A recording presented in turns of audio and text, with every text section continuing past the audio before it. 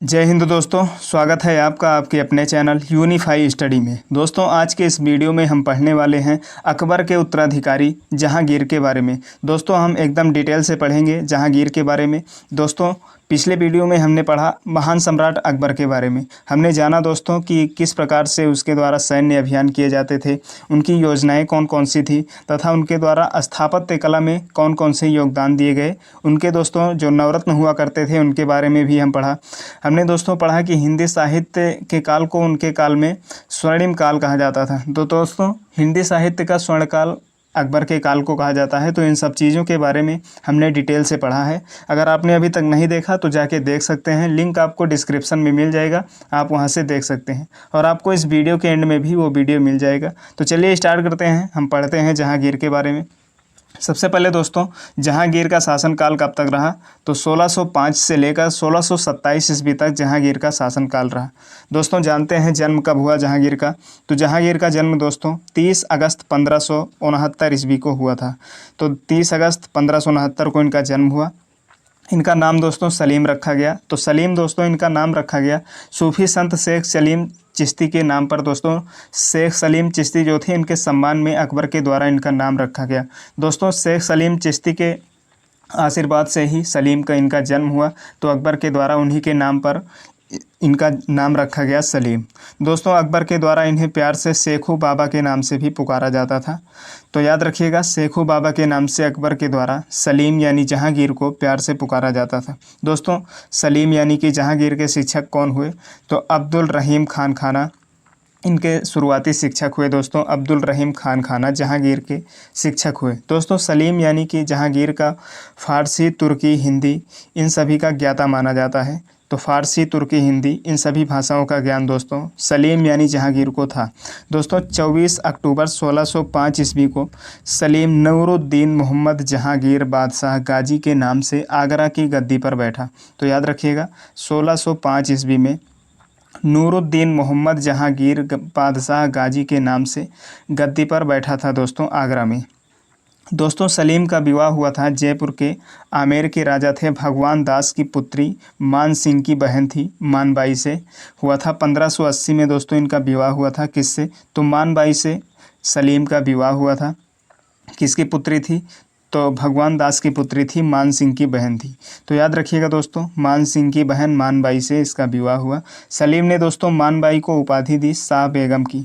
तो शाह बेगम की उपाधि दोस्तों सलीम यानी कि जहांगीर के द्वारा दी गई मानबाई को।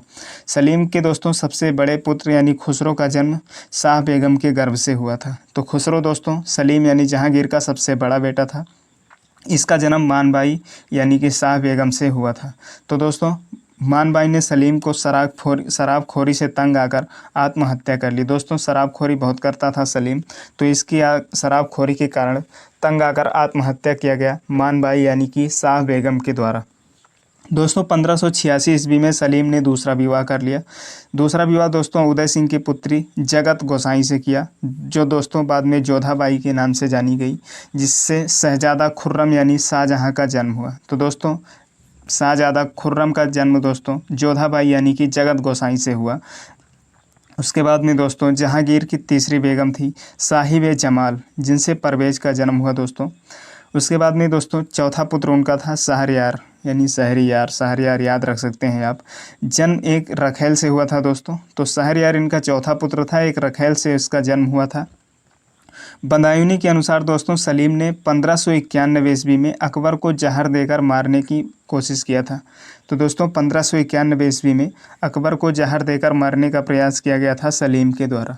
दोस्तों, जहांगीर के द्वारा एक लिखी जा रही थी आत्मकथा तुजु के जहांगीरी, जिसको पूरा करने का श्रेय जाता है मौत बिद खां को। तो याद रखिएगा, आत्मकथा जहांगीर की तुजु के जहांगीरी का श्रेय जाता है पूरा करने का मौत बिद खां को।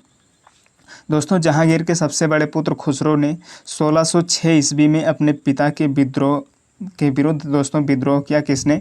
तो 1606 ईस्वी में खुसरो के द्वारा विद्रोह किया गया अपने पिता यानी जहांगीर के विरुद्ध।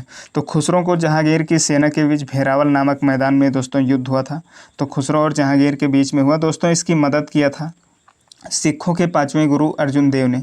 तो दोस्तों खुसरो की सहायता दिए, इसी के लिए इन्हें अर्जुन देव गुरु थे सिखों के पांचवें। इनको फांसी दी गई थी जहांगीर के द्वारा। तो याद रखिएगा, इंपॉर्टेंट क्वेश्चन बनता है दोस्तों कि सिखों के पांचवें गुरु अर्जुन देव को फांसी किसके द्वारा दी गई थी? तो इन्हें दोस्तों जहांगीर के द्वारा फांसी दी गई थी।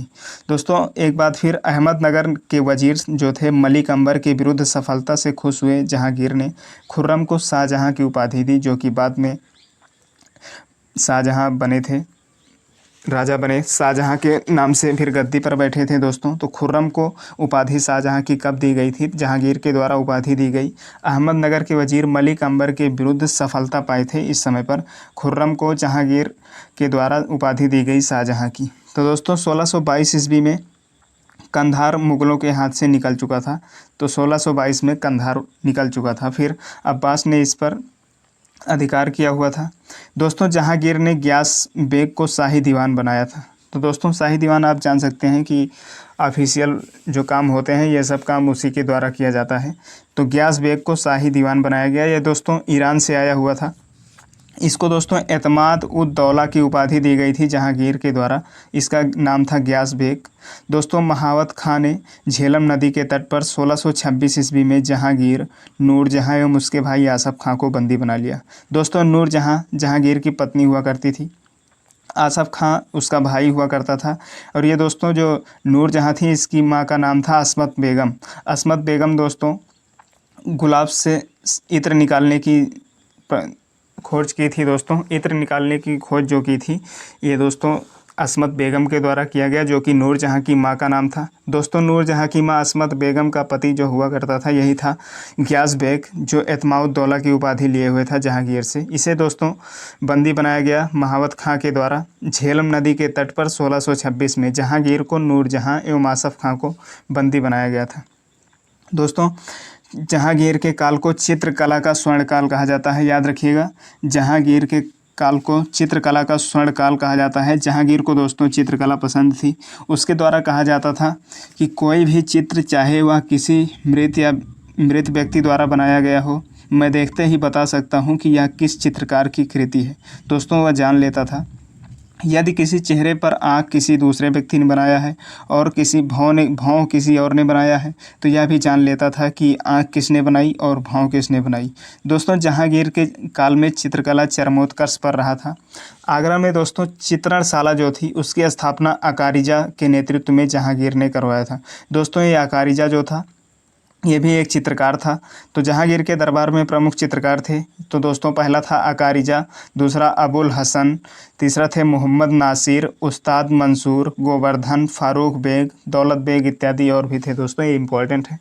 तो उस्ताद मंसूर को दोस्तों उपाधि दी गई थी जहांगीर के द्वारा, नादिर अल उस्त्र की उपाधि दी गई थी। उस्ताद मंसूर को जहांगीर के द्वारा नादिर अल उस्त्र की उपाधि दी गई थी। दोस्तों अबुल हसन था चित्रकार, इसे भी नादिर उल जमा की उपाधि दी गई थी जहांगीर के द्वारा। दोस्तों नूरजहां बेगम द्वारा 1626 में एतमाद उद दौला का मकबरा बनवाया गया। तो दोस्तों याद रखिएगा एतमाद दौला नूरजहां के कौन थे? तो ये नूरजहां के पिता हुआ करते थे एतमाद दौला, जो कि ग्यास बेग थे। इन्हें जहांगीर के द्वारा एतमाद दौला की उपाधि दी गई थी। तो 1626 में इसका निर्माण करवाया था नूरजहां ने। दोस्तों याद रखिएगा मुगल कालीन प्रथम ऐसी इमारत थी जो सफ़ेद संगमरमर से बनाया गया था। तो याद रखिएगा सफ़ेद संगमरमर से बनवाई गई प्रथम इमारत थी। नूरजहां के द्वारा एतमाद दौला मकबरा बनवाया गया था। दोस्तों जहांगीर के दरबार में आए थे captain Hawkins, sir Thomas Roe, William Finch एवं एडवर्ड टेरी, यूरोपीय यात्री। ये सब दोस्तों आए हुए थे जो ब्रिटिशर्स हुआ करते थे। ये Hawkins, sir Thomas Roe, William Finch, Edward Terry, ये सब यूरोपीय यात्री आए थे। दोस्तों जहांगीर की मृत्यु हो जाती है 28 अक्टूबर 1627 ईस्वी में। भीमवार नामक स्थान पर दोस्तों जहांगीर की मृत्यु हुई 1627 ईस्वी में। तो याद रखिएगा जहांगीर की मृत्यु 1627 ईस्वी में हुई थी। इनके शव को दोस्तों शहादरा लाहौर में दोस्तों रावी नदी के तट पर दफनाया गया। तो याद रखिएगा इनका लाहौर शहादरा में रावी नदी के तट पर दफनाया गया। नूरजहां ने दोस्तों जहांगीर के मकबरे का निर्माण करवाया था। तो याद रखिएगा नूरजहां के द्वारा जहांगीर के मकबरे का निर्माण करवाया गया। तो दोस्तों नूरजहां इनकी पत्नी हुआ करती थी, उसके बारे में हम जान लेते हैं, कुछ खास बातें हैं। तो दोस्तों नूरजहाँ मिर्ज़ा गियास बेग की पुत्री थी नूरजहाँ। इसका वास्तविक नाम दोस्तों क्या था, तो मेहरुन्निसा इसका वास्तविक नाम था। दोस्तों मिर्ज़ा गियास बेग अकबर के दरबार में ईरान से भारत आया हुआ था। तो मिर्ज़ा गियास बेग की बुद्धिमत्ता से प्रभावित होकर जहांगीर के द्वारा इसे एतमाउद्दौला की उपाधि दी गई। मेहरुन्निसा का विवाह दोस्तों अली कुली बेग नामक ईरानी से हुआ था। तो उसकी मृत्यु के बाद में दोस्तों मेहरुन्निसा यानी कि नूरजहाँ का विवाह बाद में जहांगीर के साथ हो जाता है। तो जहांगीर ने कुली बेग की वीरता को देखकर उसे शेर अफ़गान की उपाधि दी थी। तो याद रखिएगा, कुली बेग की वीरता से प्रभावित होकर शेर अफ़गान की उपाधि जहांगीर के द्वारा दी गई। तो ये कौन था, तो कुली बेग ये मेहरुन्निसा यानी कि नूरजहाँ का पति हुआ करता था। इसकी मृत्यु हो गई थी। उसके बाद में मेहरुन्निसा यानी नूरजहाँ के साथ विवाह कर लिया गया था अकबर के द्वारा। तो दोस्तों जहांगीर ने मेहरुन्निसा को सर्वप्रथम नवरोज़ त्यौहार के अवसर पर आगरा के बाज़ार में देखा था। तो दोस्तों आगरा में जहांगीर के द्वारा उसे सर्वप्रथम नवरोज़ त्यौहार पर देखा गया। उसके बाद वहीं पर उसे पसंद आ गई थी, तो वहीं से फिर विवाह हो गया। दोस्तों मेहरुन्निसा की सुंदरता से प्रभावित होकर 1611 ईस्वी में विवाह कर लिया गया था। उसके बाद में नूरबहाल एवं नूरजहाँ की उपाधि दी गई जहांगीर के द्वारा। दोस्तों 1613 ईस्वी में जहांगीर ने नूरजहाँ को बादशाह बेगम की उपाधि प्रदान की। दोस्तों उसके बाद में उसके नाम के सिक्के बनवाए गए तथा आदेश पत्रों पर भी उसका नाम अंकित करवाया गया। तो दोस्तों इतिहासकार बेनी प्रसाद तथा सर टॉमस रोन नामक ब्रिटिशर्स यात्री नुहानी गुट चर्चा में थे। तो ये खुर्रम, महावत खां, आसफ़ खां तथा नूरजहाँ शामिल थी इन सब में। तो दोस्तों नूरजहाँ से इम्पोर्टेंट ये सब बातें थी। तो जहांगीर से रिलेटेड ये इम्पोर्टेंट फैक्ट थे दोस्तों, इससे हमारे एग्ज़ाम में पूछा जाता है। तो दोस्तों ये थे इम्पोर्टेंट फैक्ट। आपको वीडियो कैसा लगा आप कमेंट करके ज़रूर बताइएगा। दोस्तों अभी तक आपने सब्सक्राइब नहीं किया है तो चैनल को प्लीज़ सब्सक्राइब कर लीजिएगा, ताकि अगले वीडियो की नोटिफिकेशन आप तक ज़रूर पहुँचे। और अपने दोस्तों के साथ शेयर जरूर कीजिएगा। धन्यवाद, मिलते हैं नेक्स्ट वीडियो में।